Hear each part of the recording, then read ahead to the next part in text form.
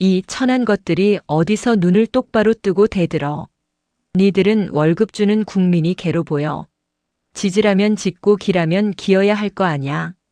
날카로운 고성이 포천에 덮고 습한 공기를 찢어발겼다. 평화롭던 제77여단 위병소는 순식간에 살얼음판으로 변했다. 위병소 근무를 서던 병사들은 사시나무 떨듯 떨며 고개를 숙였고 지나가던 까마귀조차 놀라 달아날 만큼 표독스러운 목소리였다. 그 소란의 중심에는 한껏 치장한 중년 여성이 서 있었다. 명품으로 온몸을 휘감은 여자. 제77여단장 박성훈 준장의 처 최미자였다. 그녀는 마치 더러운 벌레를 보듯 눈앞의 여군을 내려다보고 있었다. 그녀의 시선 끝에 헌병 하사 강지안이 서 있었다. 안 들려? 당장 문 열라고. 내 차 트렁크에 니들 더러운 손자국 묻힐 생각하지 말고. 최미자는 붉게 칠한 손톱으로 강지안의 가슴팍을 쿡쿡 찔렀다. 명찰이 삐뚤어질 정도의 강한 힘이었다. 하지만 강지안은 물러서지 않았다. 그녀는 흔들림 없는 눈빛으로 최미자를 응시했다. 헬멧 아래로 흐르는 땀방울이 속눈썹을 찔렀지만 눈 하나 깜짝하지 않았다. 규정입니다. 민간 차량은 예외 없이 검문을 거쳐야 부대 출입이 가능합니다. 트렁크 열어주십시오. 강지안의 목소리는 낮았지만 단호했다. 그 침착함이 최미자의 화를 돋우는 기폭제가 되었다. 기가 차서. 최미자가 과장된 몸짓으로 뒷목을 잡는 신용을 했다. 그녀는 옆에서 벌벌 떨고 있는 운전병 김일병을 쏘아보며 소리쳤다. 야, 너 뭐해? 당장 여단장한테 전화 안 해? 감히 하사 나부랭이가 별 2개 달릴 사모님을 이 땡볕에 세워도 너 영창 가고 싶어? 영창 보내줘? 사모님. 그게 아니라. 김일병은 울상이 되어 어쩔 줄 몰라 했다. 규정대로라면 강지안 하사의 말이 100번 옳았다. 하지만 이 부대에서 규정보다 위에 있는 것이 바로 사모님의 기분이었다. 최미자는 다시 강지안에게로 시선을 돌렸다. 그녀의 눈매가 뱀처럼 가늘어졌다. 너 이름이 뭐야? 강지안? 계집애가 할 짓이 없어서 군대에나 기어들어오고 집에서 밥이나 할 것이지 어디서 남정네들 득실거리는 곳에 와서 꼬리를 쳐? 너 같은 년들 속셈 내가 모를 줄 알아? 군인 남편 하나 물어서 편하게 살아보려는 거잖아. 근본 없는 년. 인신공격이었다. 단순한 갑질을 넘어선 한 인간의 존엄을 바닥까지 짓뭉개는 저열한 언사였다. 주위에 있던 병사들의 주먹이 꽉 쥐어졌다. 하지만 누구도 나서지 못했다. 상대는 여단장의 아내였으니까. 강지안의 입술이 살짝 깨물렸다. 근본. 그녀는 속으로 코웃음을 쳤다. 지금 자신의 눈앞에서 침을 튀기며 악을 쓰는 이 여자는 꿈에도 모를 것이다. 자신이 근본 없다며 매도하는 이여군 하사가 사실은 그녀의 남편이 그토록 알랑거리는 제5군단장 강동석 중장의 하나뿐인 외동딸이라는 사실을. 아버지 강동석은 늘 말했다. 지안아, 군복을 입은 순간 너는 내 딸이 아니라 대한민국 군인이다. 특혜는 독이다. 그 가르침을 지키기 위해 강지안은 신분을 숨기고 가장 힘든 전방부대 헌병으로 자원했다. 아버지가 헬기를 타고 시차를 다닐 때 그녀는 흙먼지를 뒤집어쓰며 위병소를 지켰다. 그것이 그녀가 생각하는 명예였다. 하지만 지금 그 명예가 싸구려 향수 냄새를 풍기는 여자에게 짓밟히고 있었다. 사모님, 말씀 조심해 주십시오. 군인에 대한 모욕은 군 형법상. 형법? 인연이 어디서 법을 들먹여? 짝. 날카로운 파열음이 위병소를 울렸다. 최미자가 들고 있던 악어 가죽 핸드백으로 강지안의 어깨를 후려친 것이다. 묵직한 가방 장식에 맞은 어깨가 욱신거렸지만 강지안은 비명 한 번 지르지 않았다. 대신 그녀의 눈빛이 더욱 서늘하게 빛났다. 폭행하셨습니까? 지금 이 상황, 위병소 CCTV와 제 바디캠에 전부 녹화되고 있습니다. 강지안이 가슴에 달린 바디캠을 가리키며 차갑게 말했다. 그 순간 최미자의 이성이 완전히 끊어졌다. 감히 하사 따위가 자신을 협박한다는 사실을 견딜 수 없었다. 그녀의 시선이 강지안의 발로 향했다. 여름용 전투화를 신은 강지안은 규정상 바지를 고무링으로 단정하게 말아 올린 상태였다. 전투화와 바지단 사이 양말에 감싸인 발목과 발등 부분이 살짝 드러나 있었다. 최미자의 입가에 잔인한 미소가 번졌다. 녹화? 그래, 어디 한번 찍어봐. 누가 이기나 보자. 그녀는 천천히 강지안에게 다가갔다. 그리고 신고 있던 붉은색 스틸레토 힐을 높이 쳐들었다. 굽 높이만 10cm가 넘는 흉기나 다름없는 뾰족한 굽이 햇빛을 받아 번뜩였다. 군화 신었다고 안 아플 줄 알지? 건방진년. 최미자가 작게 중얼거림과 동시에 그녀의 발이 강지안의 발등을 향해 맹렬한 기세로 내리꽂혔다. 하지만 그녀가 노린 곳은 단단한 앞코가 있는 전투화가 아니었다. 발목과 전투화 끈이 묶인 매듭 사이 가죽이 덮이지 않은 가장 취약한 발등. 뼈와 인대가 그대로 드러나는 그 급소였다. 콰직. 둔탁한 타격음과 함께 끔찍한 소리가 났다. 윽. 강지안의 입에서 짧은 신음이 터져 나왔다. 단순히 밟은 게 아니었다. 최미자는 체중을 실어 뾰족한 뒷굽으로 강지안의 발등을 찍어 누른 채 마치 담배꽁초를 비벼 끄듯 좌우로 지시겼다. 아! 참으려 했지만 고통은 상상을 초월했다. 날카로운 굽이 양말을 뚫고 살점을 파고들었고 발등뼈가 으스러지는 듯한 격통이 뇌수까지 찌릿하게 울렸다. 붉은 선혈이 순식간에 검은 군용 양말을 적시고 전투화 위로 배어나왔다. 그러나 최미자는 멈추지 않았다. 오히려 고통스러워하는 강지안의 표정을 즐기듯 더 세게 짓밟았다. 아파? 아프니? 꺼봐, 너도 똑같은 인간이잖아. 어디서 로봇인 척, 고고한 척 폼을 잡고 있어? 최미자는 얼굴을 강지안의 코앞까지 들이밀며 표독스럽게 속삭였다. 내가 누군지 몰라? 너네 대대장 오라 그래. 아니, 여단장한테 지금 당장 무전 쳐. 니같게 감히 내 앞길을 막으면 어떻게 되는지 내 남편 불러서 똑똑히 보여줄 테니까. 강지안은 입술을 피가 나도록 깨물며 비명을 삼켰다. 다리가 후들거리고 식은땀이 비오듯 쏟아졌지만 그녀는 절대 무릎 꿇지 않았다. 짓밟힌 발에서 전해지는 끔찍한 고통보다 대한민국 군복을 입고 이런 여자에게 굴복한다는 치욕감이 더 견딜 수 없었다. 참아야 한다. 지금 여기서 저 여자를 밀치면 쌍방이 된다. 참아야 해. 하지만 뼛속까지 파고드는 굽의 압력은 한계를 넘어서고 있었다. 비키라고. 이 곰팡이 같은 년아. 최미자가 마지막으로 한 번 더 힘을 주어 굽을 비틀자 뚝 하는 소리와 함께 강지안의 몸이 휘청거렸다. 주변에 있던 병사들이 경악하며 달려오려 했다. 하사님. 오지 마. 강지안이 손을 들어 병사들을 제지했다. 고통으로 일그러진 얼굴이었지만 눈빛만은 형형하게 살아있었다. 그녀는 떨리는 다리로 간신히 중심을 잡고 다시 정자세로 섰다. 피 묻은 발을 바닥에 단단히 박고서 그 도끼에 최미자마저 순간 흠칫 놀라 뒤로 물러섰다. 뭐야 이 계집애. 왜 안 쓰러져? 독종이네. 강지안은 가쁜 숨을 몰아쉬며 피가 뚝뚝 떨어지는 발을 딛고 최미자를 똑바로 내려다보았다.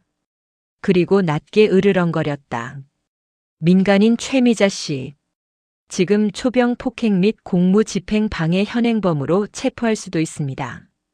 차량 빼십시오. 이 미친년이 진짜 돌았나? 최미자가 다시 손을 들어 올리려던 그때였다.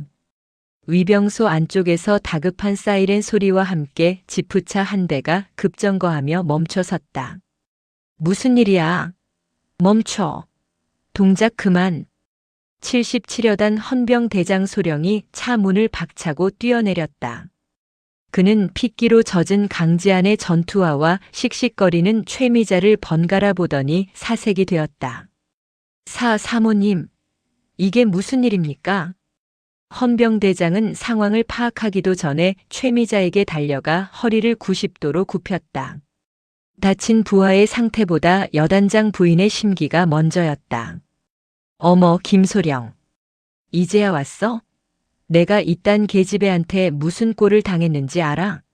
나보고 차를 빼라잖아. 내 차 트렁크를 뒤지겠대. 내가 간첩이야?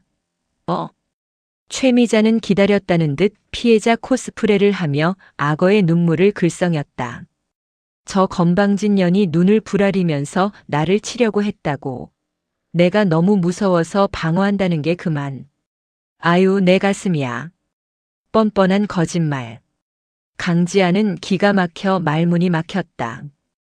발등의 고통보다 가슴 속에서 끓어오르는 분노가 더 뜨거웠다. 헌병대장은 뒤도 돌아보지 않고 강지안에게 소리쳤다. 강하사, 너 미쳤어? 사모님께 무슨 짓을 한 거야? 당장 사과드려. 무릎 꿇고 빌지 못해? 강지안은 믿을 수 없다는 표정으로 자신의 직속 상관을 바라보았다. 피가 철철 흐르는 자신의 발은 보이지도 않는다는 듯 헌병대장은 맹목적으로 사모의 편을 들고 있었다. 이것이 현실이었다. 계급이 깡패인 군대. 그 계급의 가족조차 신이 되는 더러운 세상. 하지만 그들은 몰랐다. 지금 피를 흘리며 서 있는 이 하사가 쥐고 있는 패가 무엇인지. 강지아는 욱신거리는 발의 고통을 애써 무시하며 주머니 속에서 스마트폰을 움켜쥐었다. 녹음 기능은 처음부터 켜져 있었다. 그리고 그녀의 머릿속에는 단 하나의 번호가 떠올랐다. 아버지. 하지만 그녀는 전화기를 꺼내는 대신 입꼬리를 살짝 비틀어 올렸다. 사과 못합니다. 저는 정당한 임무 수행 중이었고 일방적인 폭행을 당했습니다. 이 모든 책임 감당하실 수 있으시겠습니까? 강지안의 서늘한 경고에 위병소의 공기가 무겁게 가라앉았다. 전치 사주? 이봐 군의관 다시 봐. 이게 무슨 사주야? 그냥 좀 긁힌 거잖아. 77여단 의무대 진료실. 헌병대장 김소령의 목소리에는 짜증이 가득 묻어 있었다. 그는 진료 차트를 작성하려는 군의관대 위의 볼펜을 손으로 턱 막았다. 헌병대장님 엑스레이 보십시오. 중족골, 그러니까 발등뼈에 미세골절이 보입니다. 인대도 심각하게 손상됐고요. 이건 사주도 적습니다. 당장 깁스하고 입원해야. 야, 임대위. 눈치 챙겨. 김소령이 군의관의 말을 뚝 끊으며 목소리를 낮췄다. 그의 눈이 진료실 침대에 앉아있는 강지안을 힐끔거렸다. 강지안의 발은 퉁퉁 부어올라 원래 크기의 2배는 되어 보였다. 시퍼런 멍이 발목을 타고 종아리까지 번져 있었다. 상대는 여단장님 사모님이야. 이게 전치 사주 진단서 끊어서 상급 부대 보고 들어가면 여단장님 진급 막히는 거 몰라? 너 장기 복무 안 할 거야? 이번 근무 평정 누가 주는데? 협박이었다. 노골적이고 더러운 회유. 침대에 앉은 강지안의 주먹이 바들바들 떨렸다. 고통 때문만이 아니었다. 눈앞에서 벌어지는 이 추악한 작당 모의가 역겨워서였다. 군의관님. 강지안이 메마른 입술을 열었다. 사실대로 적어주십시오. 저는 환자로서 정당한 진단을 받을 권리가 있습니다. 만약 외압에 의해 허위 진단서를 작성하신다면 군의관님도 의료법 위반 및 공문서 위조의 공범이 되시는 겁니다. 이게 진짜. 야 강지안. 김소령이 씩씩거리며 강지안에게 다가갔다. 너 상황 파악 안 돼? 네가 지금 누굴 상대로 싸우겠다는 거야? 여단장님이야. 이 부대 왕이라고. 네가 여기서 진단서 끊고 난리치면 사모님이 아이고 미안합니다 할 것 같아? 너만 군 생활 꼬이는 거야. 그냥 훈련하다가 삐끗했다고 해. 사모님이 치료비랑 위로금 넉넉히 챙겨주신다잖아. 강지아는 고개를 들어 김소령을 똑바로 응시했다. 눈빛에 서린 냉기에 김소령이 흠칫했다. 돈으로 해결될 문제였다면 제 발등을 찍기 전에 사과부터 하셨어야죠. 그리고 대장님, 저는 헌병입니다. 헌병이 불의를 보고 타협하면 그게 깡패지 군인입니까? 이 싸가지 없는 년이. 그때였다. 진료실 문이 거칠게 열리며 군복을 입은 중년 남성이 들어왔다. 어깨에 박힌 별 하나가 진료실의 형광등 불빛을 받아번들거렸다. 제77여단장 박성훈 준장이었다. 진료실 안의 공기가 순식간에 얼어붙었다. 김소령과 군의관이 용수철처럼 튀어올라 경례를 붙였다. 충성. 박성훈은 경례를 받는 둥 마는 둥 하며 강지안에게 다가왔다. 그는 깁스를 감지 못한 채 퉁퉁 부은 강지안의 발을 무심하게 내려다보더니 혀를 쯧쯧 찼다. 걱정이 아니었다. 귀찮은 오물이 묻었다는 듯한 표정이었다. 강하사라고 했나? 네. 하사 강지안. 강지안은 앉은 채로 절도 있게 대답했다. 박성훈은 뒷짐을 지고 진료실을 천천히 거닐었다. 내 집사람이 성격이 좀 불같아. 서울에서 곱게 자라서 이런 시골 구석 군부대 생활 적응하는 걸 힘들어하지. 그러다 보니 예민해져서 실수를 좀 한 모양이야. 실수. 그 끔찍한 폭력을 그는 고작 실수라고 표현했다. 그런데 말이야. 아랫사람이 윗사람의 실수를 덮어주는 것도 미덕 아니겠나? 자네가 융통성 있게 트렁크 검사만 대충 넘겼어도 이런 일은 없었을 텐데. 안 그런가? 박성훈이 몸을 숙여 강지안과 눈을 맞췄다. 그의 눈빛은 뱀처럼 교활했다. 듣자 하니 바디캠을 가지고 있다던데. 그거 나한테 넘겨. 그리고 오늘 일은 훈련 중 부상으로 처리해. 그러면 내 특별히 자네를 사단장 표창 상신해주지. 장기 복무 심사 때 큰 도움 될 거야. 좋은 게 좋은 거잖아. 강지아는 헛웃음이 나올 뻔한 것을 참았다. 가해자의 남편이 부대의 지휘관이 피해자에게 증거인멸을 종용하고 있었다.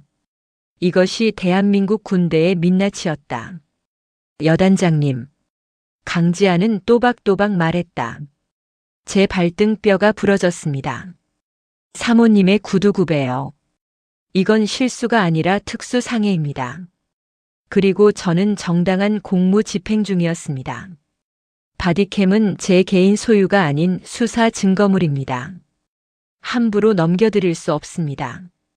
박성훈의 표정이 순식간에 일그러졌다. 인자한 척하던 가면이 벗겨지고 권위적인 지휘관의 본색이 드러났다. 이게 어디서 말대꾸야. 별을 달아주겠다고 해도 모자랄 판에 감히 내 제안을 거절해? 너군 생활 여기서 끝내고 싶어?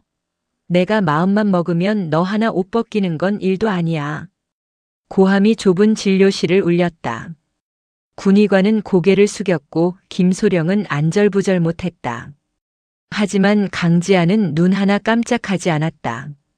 협박으로 듣겠습니다. 지금 이 대화도 제가 기억해 두겠습니다. 뭐? 이 미친. 박성훈은 화를 참지 못하고 쓰고 있던 베레모를 바닥에 패대기 쳤다. 좋아. 법대로 해보자 이거지. 규정? 원칙? 그래, 어디 끝까지 가보자고. 김소령. 예. 헌병대장. 이 자식 당장 영창 집어넣어. 죄목은 상관 모독 및 항명, 그리고 허위 사실 유포에 의한 군 기강문란. 헌병 때 유치장에 가둬놓고 정신 차릴 때까지 굴려. 여단장님. 그래도 부상자인데. 시끄러워. 다리가 부러졌지 입이 부러졌어? 조사받는데 문제 없어. 당장 끌고 가. 박성우는 씩씩거리며 진료실을 나갔다. 남겨진 김소령이 난처한 표정으로 그러나 어쩔 수 없다는 듯 강지안의 팔을 거칠게 잡아 끌었다. 일어나. 내가 자초한 일이다. 강지안은 부러진 발을 질질 끌며 일어섰다. 통증이 온몸을 찢어발겼지만 신음소리는 내지 않았다. 그녀는 바닥에 떨어진 여단장의 베레모를 싸늘하게 내려다보았다. 그래, 끝까지 가보자. 그 끝에 누가 서 있는지 보여줄 테니. 헌병대 영창 독방. 습하고 퀴퀴한 곰팡이 냄새가 코를 찔렀다. 일평 남짓한 좁은 공간. 강지아는 차가운 바닥에 앉아 퉁퉁 부은 발을 감싸 쥐고 있었다. 제대로 된 치료조차 받지 못했다. 김소령은 압박 붕대 하나를 던져주고는 그녀를 이곳에 가뒀다. 욱신거리는 통증 때문에 잠을 잘 수가 없었다.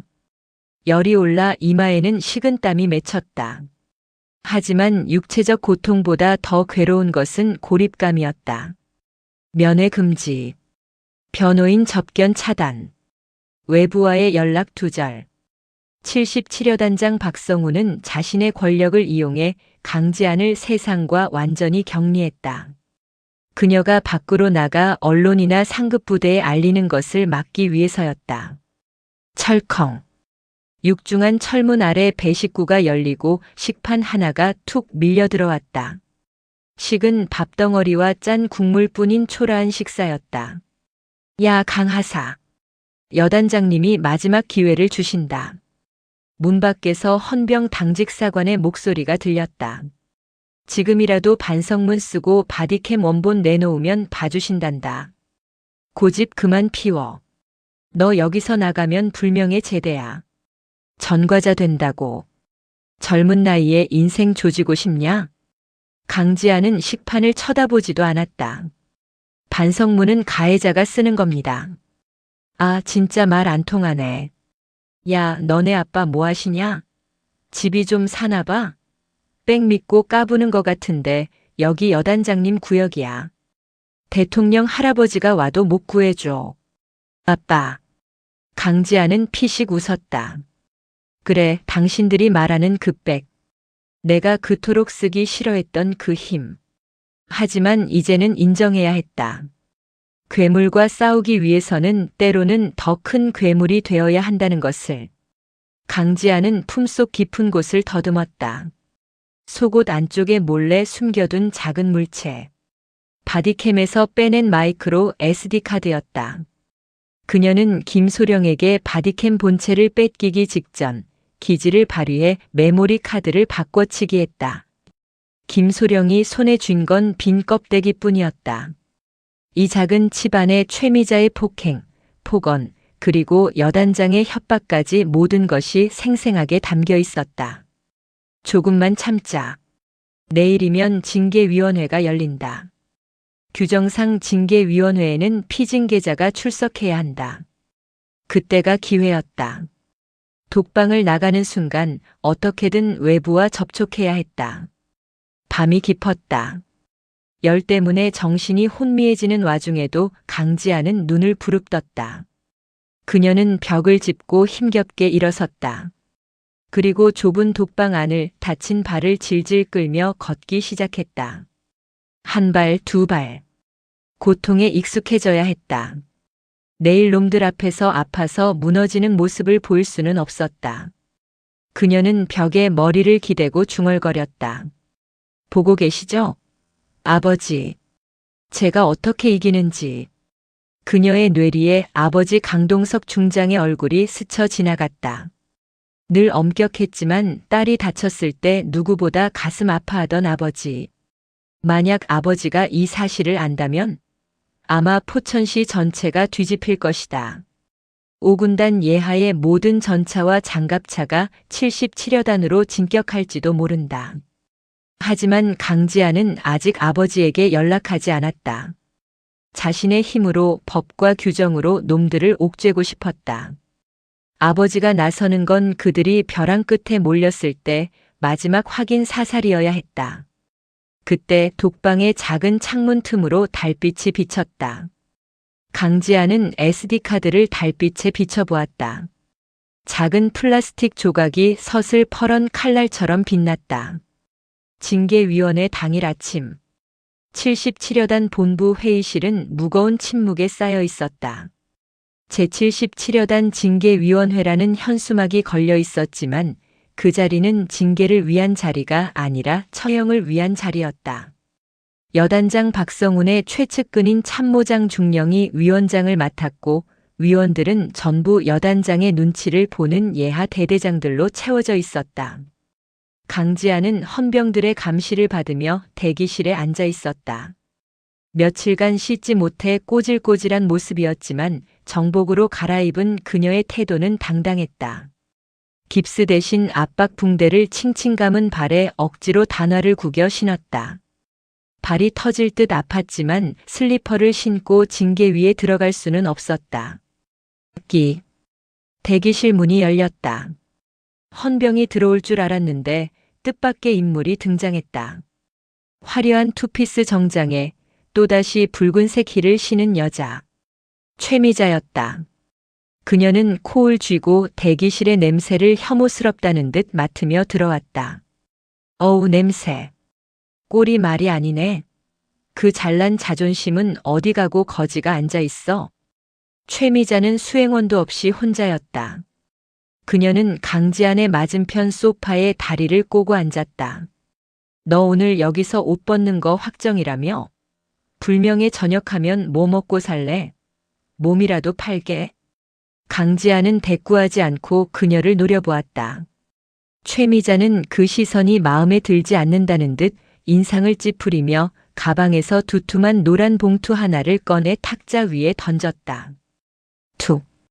봉투 입구가 살짝 벌어지며 5만 원권 지폐 다발이 보였다. 이게 2천이야. 네 퇴직금보다 많을걸? 최미자가 선심 쓰듯 말했다. 여기서 징계받고 쫓겨나서 전과자 되지 말고 그냥 조용히 사표 써. 그리고 이 돈 받고 떠나. 대신 조건이 있어. 그날 있었던 일 발설하지 않겠다는 각서 한 장만 쓰면 돼. 내 남편 진급 심사가 코앞이라 내가 특별히 자비를 베푸는 거야. 자비. 강지아는 실소를 터뜨렸다. 폭행하고 가둬놓고 협박한 뒤에 던져주는 돈봉투가 자비라니. 웃어? 인연이 상황 파악이 안 되나 본데. 강지아는 힘겹게 몸을 일으켰다. 그리고 절뚝거리는 걸음으로 탁자 앞으로 다가갔다. 최미자는 그녀가 돈을 받으려는 줄 알고 묘한 승리감에 도취된 미소를 지었다. 그래, 진작 그럴 것이지. 돈이 최고야. 자존심이 밥 먹여주니? 강지아는 봉투를 집어들었다. 묵직했다. 그녀는 봉투를 든 채 최미자의 눈을 똑바로 바라보았다. 이 돈. 그래, 너 가져. 이 돈이 당신 남편의 별을 떼어낼 증거가 될 겁니다. 뭐? 촤르륵. 강지아는 돈봉투를 뒤집어 최미자의 머리 위로 쏟아부었다. 5만 원권 지폐들이 눈처럼 흩날리며 최미자의 얼굴과 명품 옷을 덮었다. 야, 너 미쳤어? 이게 무슨 짓이야? 최미자가 비명을 지르며 일어났다. 뇌물 공여 시도까지. 아주 완벽하네요. 강지아는 차갑게 웃었다. 대기실 구석 화분 뒤에 숨겨둔 강지안의 스마트폰 카메라 렌즈가 이 모든 광경을 조용히 담고 있었다. 그녀는 독방에서 나오자마자 몰래 폰을 회수해 이곳에 세팅해 두었던 것이다. 너 진짜 죽고 싶어? 내가 널 가만둘 것 같아? 여보. 최미자가 문을 열고 복도를 향해 소리쳤다. 곧이어 헌병들이 들이닥쳤고 뒤따라 징계위원장인 참모장이 들어왔다. 무슨 소란입니까? 이년이, 이 미친년이 내 돈을 뺏으려고 했어요. 나를 밀치고 행패를 부렸다고요. 최미자는 바닥에 흩어진 돈을 가리키며 또다시 거짓말을 쏟아냈다. 참모장의 얼굴이 굳어졌다. 강하사. 반성의 기미가 전혀 없군. 징계위원회 시작해. 당장 끌고 와. 헌병들이 강지안의 양팔을 붙잡았다. 강지안은 저항하지 않았다. 이제 때가 되었다. 그녀는 끌려가면서도 흩날리는 돈 속에 파묻혀 씩씩거리는 최미자를 보며 마지막으로 입을 열었다. 사모님, 그 구두 잘 닦아두십시오. 곧 법정 신으셔야 할 테니까. 뭐야? 저거 임마가. 쾅. 대기실 문이 닫히고 강지아는 징계위원회실로 끌려갔다. 회의실 안에는 여단장 박성훈이 중앙에 거만하게 앉아 있었다. 그는 이미 결론을 정해놓은 듯 승자의 미소를 짓고 있었다. 죄인 강지안 입실했습니다. 강지안은 위원들 앞에 섰다. 다리가 욱신거려 서 있기조차 힘들었지만 그녀는 척추를 꼿꼿이 세웠다. 강지안 하사. 자네는 상관의 배우자에게 폭언 및 상해를 입히고 여단장의 정당한 지시를 거부했다. 이에 대해 할 말이 있는가? 참모장이 형식적인 질문을 던졌다. 박성훈이 비릿하게 웃으며 끼어들었다. 할 말이 있겠나? 죄를 지었으면 벌을 받아야지. 당장 파면 조치하고 형사고발. 그때였다. 징계위원회실의 두꺼운 방음 문이 밖에서부터 쾅 하는 굉음과 함께 활짝 열렸다. 누구야? 감히 징계위 중에. 박성훈이 벌떡 일어나 소리쳤다. 하지만 문 앞에 서 있는 인물을 확인한 순간 그의 얼굴에서 핏기가 완전히 사라졌다. 다리에 힘이 풀려 주저앉을 뻔했다. 문 앞에는 헌병대가 아닌 검은 정장을 입은 감찰 요원들이 도열해 있었다. 그리고 그들 사이로 어깨에 빛나는 별 3개를 단 거구의 사내가 천천히 걸어 들어왔다. 서늘한 분노가 억눌린 얼굴. 제5군단장 강동석 중장이었다. 누가 죄인이고 누가 벌을 받는다고. 강동석의 낮고 묵직한 목소리가 회의실을 압도했다. 그의 시선이 붕대를 감고 서 있는 강지안에게 닿는 순간 장군의 눈가가 미세하게 떨렸다. 내 딸이 규정을 아주 잘 지켰군. 강동석의 입에서 나온 딸이라는 한마디에 박성훈의 입이 턱 빠질 듯 벌어졌다. 징계위원회실 안의 모든 시간이 멈춘 듯 했다. 사이다가 터지기 직전 폭풍 전야의 정적이 흘렀다. 내 딸이 규정을 아주 잘 지켰군. 그 한마디는 제77여단 징계위원회실을 핵폭탄이 떨어진 폐허처럼 만들어버렸다. 여단장 박성훈 준장은 자신의 귀를 의심했다. 딸, 지금 군단장님이 뭐라고 하신 거지? 저 거렁뱅이 꼴을 한 하사가 딸이라고. 구 군단장님, 그게 무슨... 농담이 지나치십니다. 박성훈이 입술을 바들바들 떨며 억지 웃음을 지어보려 했다. 그러나 강동석 중장의 얼굴은 웃음기는커녕 시베리아의 칼바람보다 더 차가웠다. 강동석은 박성훈을 투명 인간 취급하며 성큼성큼 걸어와 강지안 앞에 섰다. 강지안은 퉁퉁 부은 발로 그러나 흐트러짐 없는 차렷 자세로 아버지를 맞이했다. 그녀의 눈가가 붉게 달아올랐지만 눈물은 흘리지 않았다. 충성. 제5군단 헌병대 하사 강지안. 강동석의 시선이 딸의 낡은 정복과 붕대로 칭칭 감긴 발 그리고 며칠간 독방에서 고생에 헬쑥해진 얼굴을 훑어내렸다. 천하를 호령하던 삼성 장군의 눈동자가 잘게 흔들렸다. 보고해라. 강 하사. 네. 본인은 2025년 8월 15일 14시경 위병소 근무 중 민간인 최미자 씨의 차량 검문을 실시하던 중 강지안은 목이 메었지만 끝까지 또박또박 보고를 이어갔다. 검문 불응, 폭언, 그리고 하이힐을 이용한 특수상해. 뒤이은 헌병대장의 직무유기, 여단장의 협박, 불법 감금, 뇌물공여 시도까지. 보고가 이어질수록 박성훈의 얼굴은 백지장처럼 하얗게 질려갔고 징계위원으로 앉아있던 대대장들은 고개를 책상 밑으로 처박았다. 이건 징계가 아니라 범죄 리포트였다. 그것도 군단장의 딸을 상대로 한. 이상입니다. 보고가 끝나자 강동석은 천천히 고개를 끄덕였다. 그리고 천천히 몸을 돌려 박성훈을 바라보았다. 박성훈. 예. 군단장님. 박성훈이 반사적으로 차렷 자세를 취했다. 다리가 후들거려 금방이라도 쓰러질 것 같았다. 자네는 내 부하가 규정을 지키다가 다쳤는데 치료는커녕 범죄자로 몰아 독방에 가뒀나? 아니, 그게 오해가 있으십니다. 저는 보고를 잘못 받아서 강 하사가 먼저 아내에게 무례하게 굴었다고. 보고를 잘못 받았다? 여단장이라는 작자가 팩트 체크 하나 안 하고 부하를 사지로 몰아넣나? 자네 계급장이 장식인가? 강동석의 호통이 회의실을 뒤흔들었다. 쩌렁쩌렁한 울림에 유리창이 진동했다. 군단 감찰참모. 헌병대장. 예. 강동석의 뒤에 서 있던 대령과 중령이 동시에 대답했다. 지금 즉시 77여 단장 박성훈의 직무를 정지한다. 그리고 박성훈, 헌병대장 김소령, 그리고 민간인 최미자를 긴급 체포해. 혐의는 특수상해 교사, 직권남용, 뇌물공여, 군형법 위반 등 확인된 것만 10가지가 넘는다. 체포라니요. 군단장님, 제가 누굽니까? 저 박성훈입니다. 30년을 국가에 충성했습니다. 한 번만 살려주십시오. 박성훈이 강동석의 바짓가랑이를 잡으려 달려들었다.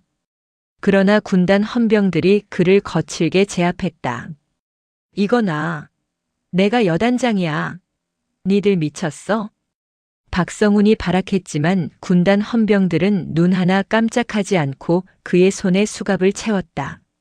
일성 장군이 부하들 보는 앞에서 개처럼 끌려가는 순간이었다. 그때 밖에서 날카로운 비명소리가 들려왔다. 이거 안 나? 내가 누군 줄 알고. 여보. 대기실에 있던 최미자였다. 그녀는 군단 헌병들에게 양팔이 붙잡힌 채 질질 끌려 들어왔다. 머리는 산발이 되었고 명품 옷은 구겨져 볼품 없었다. 성훈 씨, 이게 무슨 일이야? 저 새끼들이 나를 잡아가잖아. 뭐라고 말 좀 해봐. 최미자는 수갑을 찬 남편을 보고 경악했다. 그리고 그 중앙에 서 있는 거구의 사내 강동석과 눈이 마주쳤다. 어깨에 박힌 별 3개가 그녀의 눈을 찔렀다. 당신이 시켰어? 당신이 뭔데 감히 장군 사모 몸에 손을 대? 최미자는 상황 파악을 못하고 강동석에게 대들었다. 강동석은 싸늘한 눈으로 그녀를 내려다보았다. 장군 사모? 당신 남편은 이제 장군이 아닙니다. 그저 범죄 피의자일 뿐이지. 뭐라고? 그리고 당신이 짓밟은 그 발의 주인. 그 군인이 내 딸이다. 강동석의 낮은 읍조림에 최미자의 눈동자가 찢어질 듯 커졌다. 그녀의 시선이 강지안에게 향했다. 거짓골을 하고 있던 하사 나부랭이. 돈 몇 푼에 벌벌 떨 줄 알았던 그 계집애가. 쓰리스타의 딸. 거짓말. 말도 안 돼. 최미자의 다리에 힘이 풀렸다. 그녀는 바닥에 주저앉으며 멍하니 강지안을 올려다보았다. 강지안은 여전히 무표정한 얼굴로 그녀를 내려다보고 있었다. 마치 벌레를 보듯이. 끌고 가. 강동석의 짧은 명령에 헌병들이 최미자와 박성훈을 짐짝처럼 들어올렸다. 군단장님, 제가 잘못했습니다. 제 아내가 미쳐서 그런 겁니다. 저는 몰랐습니다. 지안아, 아니 강하사. 내가 미안해. 제발 아버님께 말씀 좀 잘 드려줘. 박성훈의 비굴한 외침과 최미자의 알 수 없는 괴성이 복도 멀리 사라질 때까지 강동석은 움직이지 않았다. 모든 상황이 정리되고 회의실에 정적이 찾아오자 강동석은 그제야 어깨에 힘을 풀고 강지안에게 다가갔다. 그리고 조심스럽게 딸의 어깨를 감싸 안았다. 늦어서 미안하다. 강철 같던 장군의 목소리가 처음으로 미세하게 떨렸다. 그 한마디에 독방에서도 입술을 깨물며 참았던 강지한의 눈에서 뜨거운 눈물이 왈칵 쏟아졌다. 아닙니다. 제가 해결하고 싶었습니다. 그래.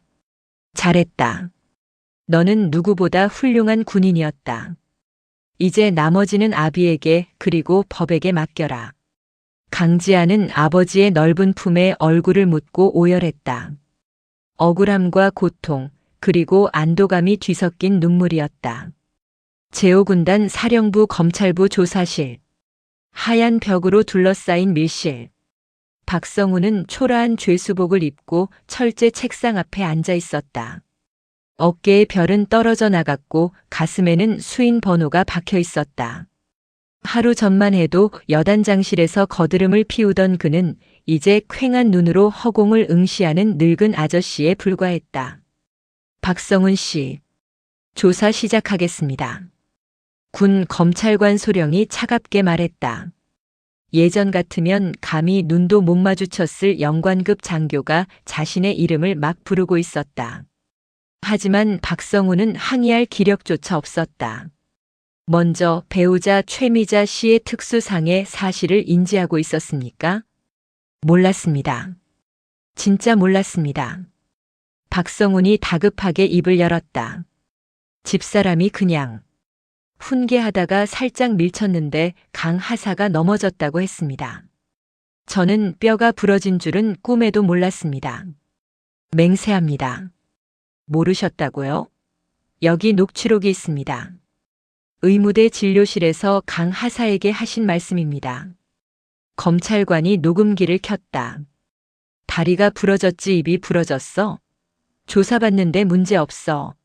당장 끌고 가. 자신의 목소리가 조사실에 울려 퍼지자 박성훈의 얼굴이 흑빛으로 변했다. 이건 이미 부상 정도를 알고 계셨네요. 그런데도 치료를 막고 독방에 감금하라고 지시하셨습니다. 이건 직권 남용 권리 행사 방해 및 가혹 행위입니다. 게다가 뇌물 공여 시도까지. 죄질이 아주 나쁩니다. 아니, 그건 내 아내가. 그 여자가 돈을 쓴 거지 저는 시킨 적 없습니다. 다 그 여자가 문제라니까요. 저는 군 생활 30년 동안 청렴하게 살았습니다. 그 여자가 강남 물 먹고 사치 부리다가 사고 친 걸 왜 제가 뒤집었어야 합니까? 박성훈은 책상을 치며 악을 썼다. 자신의 안위를 위해 평생을 함께한 아내를 가차없이 팔아넘기는 추악한 모습이었다. 반대편 조사실. 최미자의 상황은 더 심각했다. 그녀는 아직도 현실 부정 단계에 있었다. 야, 물 안 줘? 내가 누군지 몰라. 나 박성훈 장군 사모야. 니들 나 이렇게 대우하고 무사할 것 같아? 우리 남편 나오면 다 죽었어. 조사를 맡은 여성 수사관이 피식 웃으며 서류를 던졌다. 아줌마, 정신 차리세요. 박성훈 씨 지금 옆방에서 아줌마 탓만 하고 있어요. 본인은 몰랐다. 다 아내가 미쳐서 그런 거다. 이혼하겠다. 난리 났는데 아직도 사모님 타령입니까? 뭐라고요? 최미자의 눈동자가 흔들렸다. 그리고 이거 보세요. 수사관이 노트북 화면을 돌려 보여주었다. 강지한이 몰래 찍은 대기실 영상이었다. 돈봉투를 뿌리며 2천이면 네 퇴직금보다 많다고 조롱하는 최미자의 모습이 적나라하게 담겨 있었다. 이 영상, 그리고 강 하사 바디캠에 찍힌 폭행 영상. 이거 2개면 징역 3년은 기본으로 나옵니다. 초범이라 집행유예. 꿈도 꾸지 마세요. 피해자가 합의해 줄 생각이 전혀 없거든요. 합의? 돈 주면 되잖아. 그깟 하사 월급 얼마나 된다고. 1억 줘? 2억 줘? 우리 아빠가 강남에 빌딩이 몇 채인데. 최미자가 꽥 소리를 질렀다. 돈이면 다 해결될 거라는 천박한 믿음은 여전했다. 아, 피해자 아버지가 누구신지 아직 모르시는구나. 수사관이 동정 어린 눈빛으로 그녀를 바라보았다. 피해자 아버지 강동석 군단장님이십니다. 아줌마 아버지가 빌딩이 몇 채든 군단장님보다 힘이 셀까요? 그리고 군단장님이 돈이 없어서 딸을 합의시키겠습니까? 최미자의 입이 붕어처럼 뻐끔거렸다. 머릿속에서 계산기가 돌아가지 않았다. 자신이 짓밟은 게 개미가 아니라 용의 영린이었다는 것을 이제야 뼛속 깊이 실감했다. 최미자는 머리를 감싸 쥐고 책상에 엎드려 짐승 같은 신음소리를 냈다. 후회는 이미 늦었다. 한편 5군단 병원 VIP실. 강지아는 깨끗한 환자복을 입고 쾌적한 병실에 누워 있었다. 깁스를 한 발은 높게 올려져 있었고 창밖으로는 평화로운 풍경이 보였다. 하지만 그녀는 쉬지 않았다. 침대 테이블 위에는 변호사들과 작성한 고소장이 수북이 쌓여 있었다. 군 법무관 출신의 국내 최고 로펌 변호사들이 아버지가 아닌 강지안의 의뢰를 받아 움직이고 있었다. 강 하사님, 이 정도 증거면 민사소송 배상금도 역대 최고액이 나올 겁니다. 정신적 피해 보상까지 청구하면 박성훈 부부의 재산 상당 부분을 압류할 수 있습니다. 변호사의 말에 강지아는 차분하게 고개를 끄덕였다. 배상금 액수는 중요하지 않습니다. 최대한 뼈아프게 그들이 가진 모든 것을 잃게 만들어주세요. 명예, 권력, 돈, 그리고 가족 간의 신뢰까지. 강지안의 눈빛은 여전히 서늘했다. 그녀는 단순히 감옥에 보내는 것으로 끝낼 생각이 없었다. 그들이 평생 쌓아올린 모래성을 파도처럼 쓸어버릴 작정이었다. 그리고 언론사 컨택은 어떻게 됐습니까? 준비됐습니다. 오늘 저녁 9시 뉴스. 메인 토픽입니다.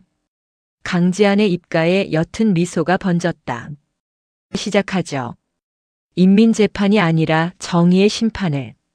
단독 내가 누군지 알아? 장군 3호 위병소서 초병 발목 짓밟아. 충격 영상 공개. 그날 저녁 대한민국은 발칵 뒤집혔다. 지상파 9시 뉴스의 첫 번째 꼭지였다.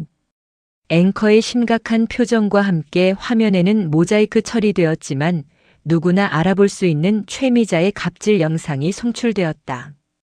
니들은 월급 주는 국민이 개로 보여. 어디서 건방지게. 내가 밟아주마. 콰직. 지시겨지는 발. 영상을 본 시청자들은 경악을 금치 못했다. 단순히 욕을 하는 갑질은 많이 봤어도 뾰족한 하이힐로 사람의 맨살을 고의로 찍어 비비는 장면은 공포영화보다 더 끔찍했다. 뒤이어 대기실에서 돈다발을 뿌리는 영상까지 공개되자 여론은 폭발했다. 인터넷 커뮤니티와 SNS는 실시간으로 불타올랐다.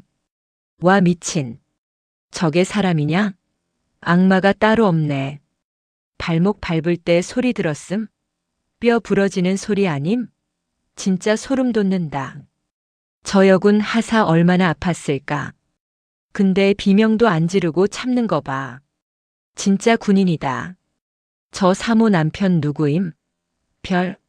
저런 여자 관리도 못하면서 무슨 부대를 지휘해? 당장 잘라라. 신상 털자. 강남 어디 산다며? 아빠가 빌딩 부자라며? 실시간 검색어 1위부터 10위까지가 포천 여단장 하이힐 폭행, 장군 3호 갑질로 도배되었다. 청와대 국민청원 게시판에는 갑질 장군 부부를 엄벌하고 군대 내 부조리를 뿌리 뽑아주세요라는 청원이 올라온 지 1시간 만에 20만 명의 동의를 얻었다. 다음 날 아침, 국방부 브리핑룸. 수많은 기자가 몰려든 가운데 국방부 대변인이 땀을 뻘뻘 흘리며 마이크 앞에 섰다. 국방부는 이번 사태를 매우 엄중하게 인식하고 있습니다. 해당 여단장 박성훈 준장은 즉시 보직 해임되었으며 구속 수사가 진행 중입니다. 가해자 민간인 최모 씨 역시 군 수사기관과 경찰의 공조하에 구속되었습니다. 지위 고하를 막론하고 하지만 기자들의 질문은 멈추지 않았다. 피해자가 오군단장님의 따님이라는 게 사실입니까? 피해자가 신분을 숨기고 복무했다는데 군 내부에 또 다른 피해자는 없습니까? 진실은 기름 부은 불처럼 번져나갔다. 금수저 갑질에 짓밟힌 줄 알았던 피해자가 알고 보니 진짜 로열 패밀리였으나 특권을 거부한 참군인이었다는 서사는 대중들을 열광하게 만들었다. 강지아는 국민적 영웅이 되었다. 하이힐 하사, 강철, 나비 같은 별명이 생겼고 그녀가 병상에서 법적 대응을 준비하며 남긴 군인은 계급이 아니라 원칙으로 말한다는 말은 유행어가 되었다. 반면 박성훈과 최미자는 사회적으로 매장당했다. 네티즌 수사대는 최미자의 신상을 털어 그녀가 과거에 저지른 백화점 갑질, 미용실 난동 사건들까지 전부 파헤쳤다. 박성훈이 과거 부하들에게 저지른 폭언과 비리 의혹들도 줄줄이 터져나왔다. 그들의 집 앞에는 계란과 밀가루를 던지는 시민들로 가득 찼고 최미자의 아버지가 소유했다는 강남 빌딩 앞에서는 불매운동 시위가 벌어졌다. 구치소 독방에 갇힌 최미자는 텔레비전을 통해 자신의 몰락을 지켜보았다. 아니야. 이건 아니야. 내가 누군데. 내가.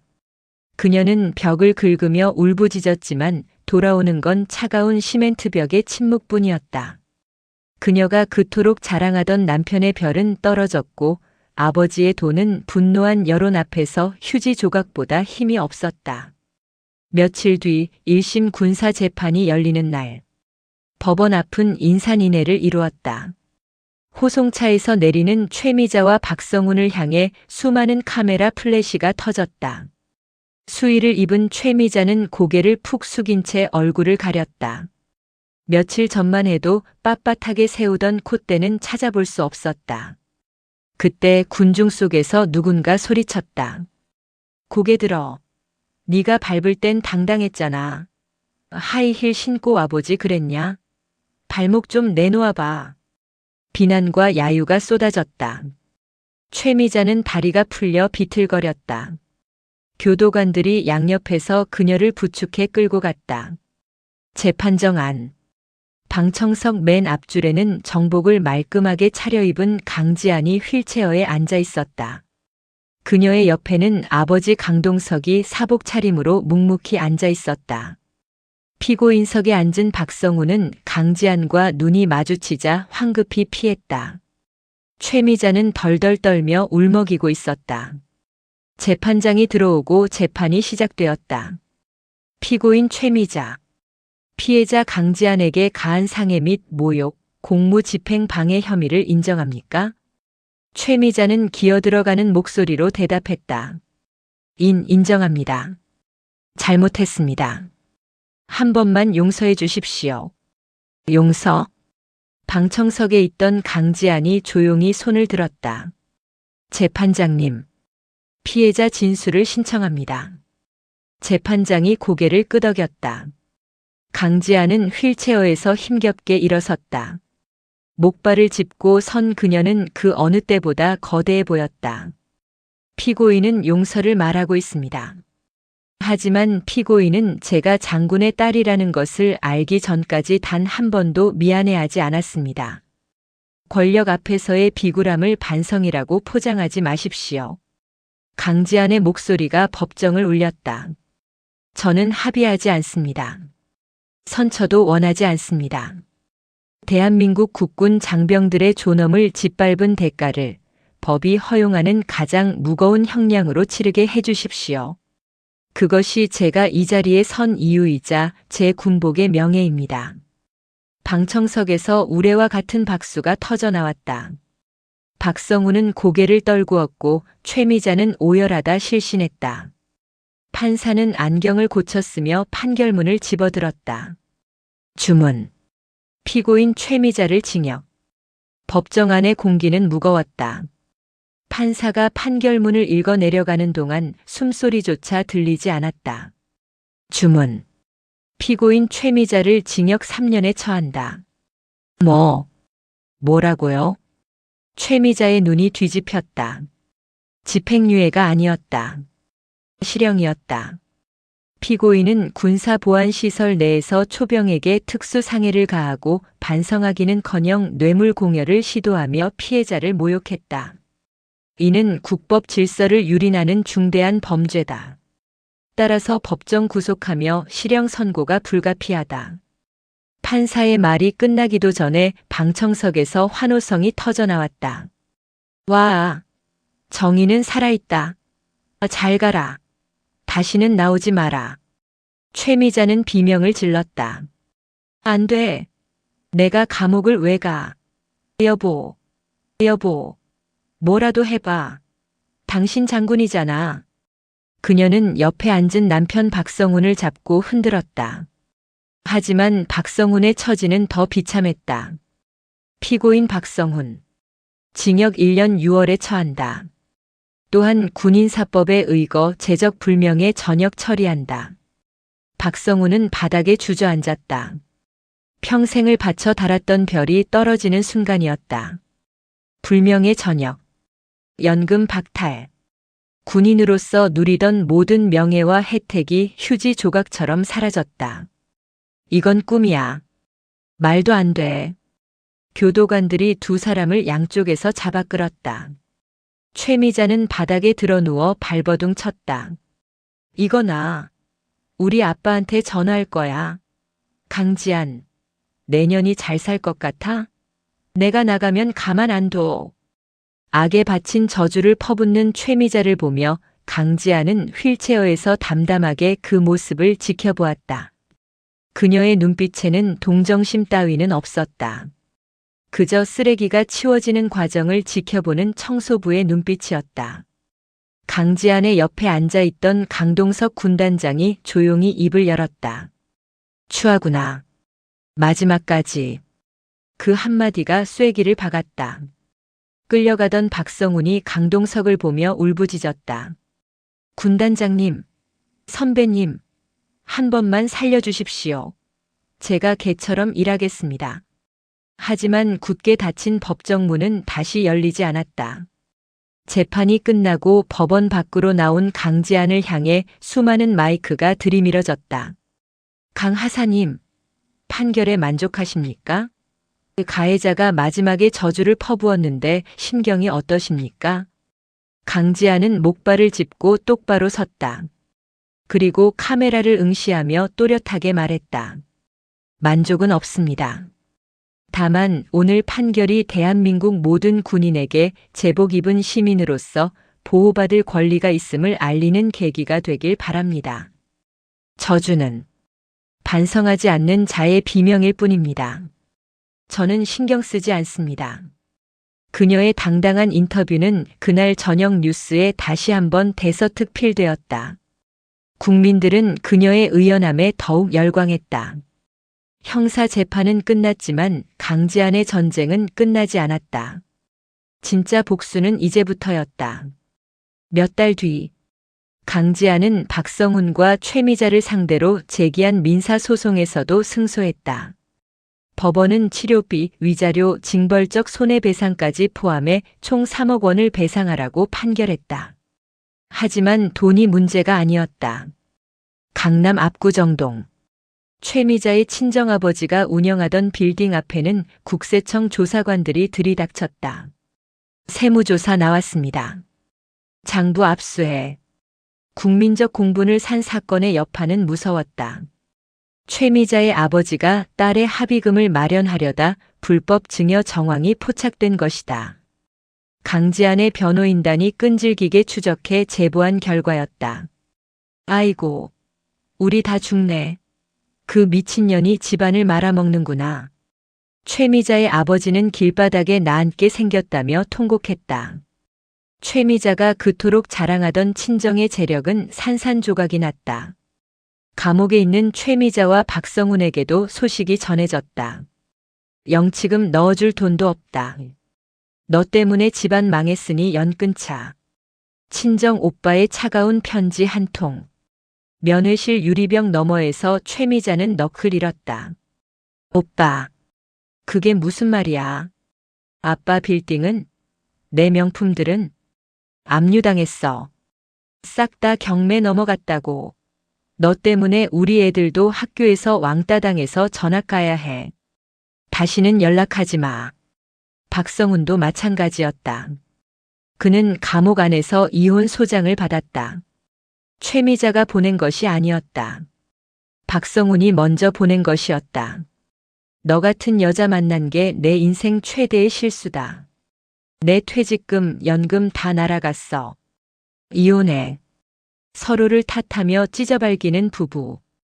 돈과 권력으로 묶여있던 쇼인도 부부의 말로는 처참했다. 가진 것을 모두 잃고 빈털터리가 된 채 차가운 감옥 바닥에서 서로를 저주하며 늙어가는 것. 그것이 강지안이 설계한 진정한 지옥이었다. 한편 강지안의 통장에 3억 원이 입금되었다. 박성훈의 아파트를 경매로 넘겨받아낸 돈이었다. 강지안은 망설임 없이 은행으로 향했다. 이 돈 전액 군 인권센터와 순직 장병 유가족 지원 재단에 기부하겠습니다. 기부자 명의는 은행 직원이 떨리는 손으로 키보드를 두드렸다. 제 이름이 아닌 대한민국 국군 장병의 이름으로 해주세요. 다음 날 강지안의 전액 기부 소식은 또다시 세상을 울렸다. 그녀는 자신에게 쏟아진 광고 모델 제의 방송 출연 요청을 모두 정중히 거절했다. 저는 연예인이 아닙니다. 군인입니다. 부대로 돌아가겠습니다. 그녀는 쿨하게 뒤돌아섰다. 1년 뒤 제5군단 예하 77여단 위병소. 계절은 다시 여름이었다. 아지랑이가 피어오르는 뜨거운 아스팔트 위로 매미 소리가 쏟아졌다. 정지. 용무 확인하겠습니다. 우렁찬 목소리가 위병소를 울렸다. 이제는 중사진 계급장을 단 강지안이 서 있었다. 그녀의 발목에는 희미한 수술 자국이 훈장처럼 남아 있었지만 걸음걸이에는 조금의 불편함도 없었다. 재활은 고통스러웠지만 그녀는 이겨냈다. 특전사 지원은 포기해야 했지만 그녀는 헌병 수사관으로 진로를 바꿨다. 자신처럼 억울한 일을 당한 장병들을 돕기 위해서였다. 강 중사님, 날씨가 너무 덥습니다. 좀 쉬고 하십시오. 새로 들어온 신임 하사가 음료수를 들고 뛰어왔다. 강지안을 바라보는 그의 눈빛에는 존경심이 가득했다. 이 부대에서 강지안은 전설이었다. 부당한 권력에 맞서 승리한 영웅. 괜찮아. 근무 중엔 긴장 늦추지 마라.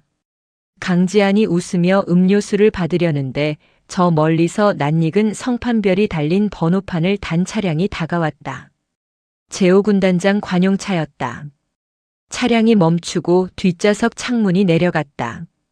이제는 저녁을 앞둔 강동석 대장이 인자한 미소를 지으며 앉아 있었다.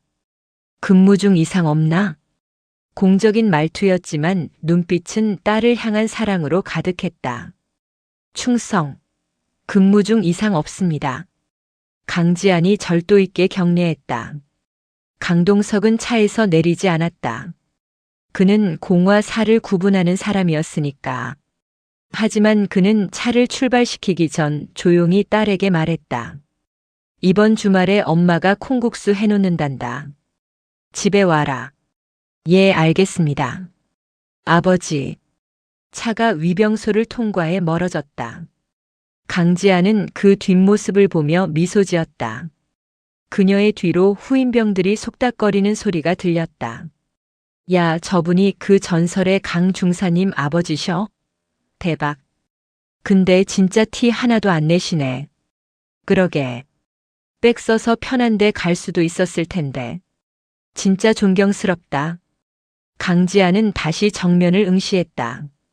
뜨거운 태양 아래 그녀의 어깨에 달린 초록색 견장이 그 어느 때보다 빛나 보였다.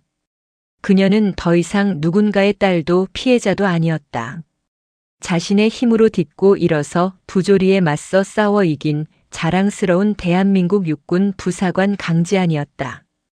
위병소 근무자 전방 감시 철저. 그녀의 힘찬 구령 소리가 포천의 하늘 높이 울려 퍼졌다. 하이힐 굽에 찍혔던 상처는 이제 단단한 굳은 살이 되어 그녀를 지탱하는 가장 강력한 무기가 되어 있었다.